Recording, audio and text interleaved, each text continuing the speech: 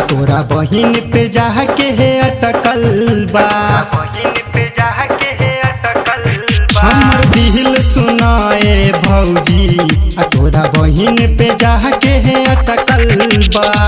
बोलेली मीठी मीठी बोलिया जब, बोलेली मीठी मीठी बोलिया जब, वही दिन से निंदिया भटकल बा।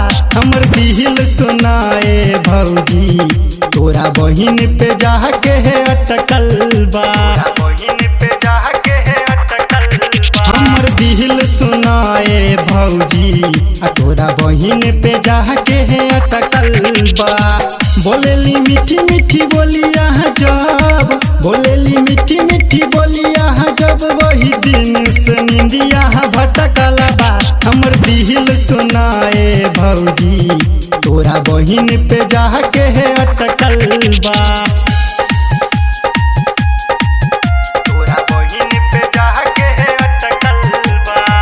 मस्त जवानी लागेला, चाल शराबी लागेला, भौजी हो बहिन से करई द शादी, बीतल जला मोर जवानी हो, बीतल जला मोर जवानी हो। मस्त जवानी लागेला, चाल शराबी लागेला, भौजी हो बहिन से करई द शादी, बीतल जला मोर जवानी हो। जान मारे बहिन तोहार, जान मारे बहिन तोहार, हमर दिल करे पे अटकल बा। हमर दिल सुनाए भौजी तोरा बहिन पे जाके है अटकल बा। हमर दिल सुनाए भौजी तोरा बहिन पे जाके है अटकल बा। अभी आप सुन रहे हैं जय श्री कैसेट कंपनी की प्रस्तुति।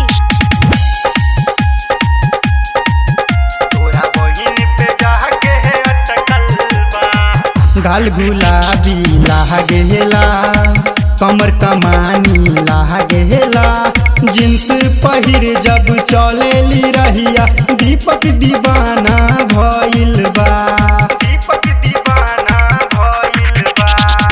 गाल गुलाबी लागेला, कमर कमानी लागेला, जींस पहिर जब चलेली रहिया, दीपक दीवाना भइल बा।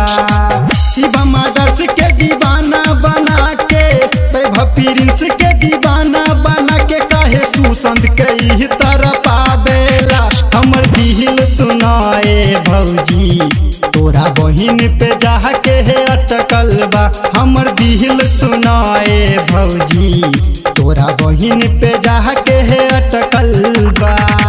हमर दिल सुनाए भौजी तोरा बहिन पे जाके है अटकल बा। हमर दिल सुनाए भौजी तोरा बहिन पे जाके है अटकल बा। बोलेली मीठी मीठी बोलिया जब, बोलेली मीठी मीठी बोलिया जब, वही दिन से निंदिया भटकल बा। हमर दिल सुनाए भौजी तोरा बहिन पे जाके है अटकल बा।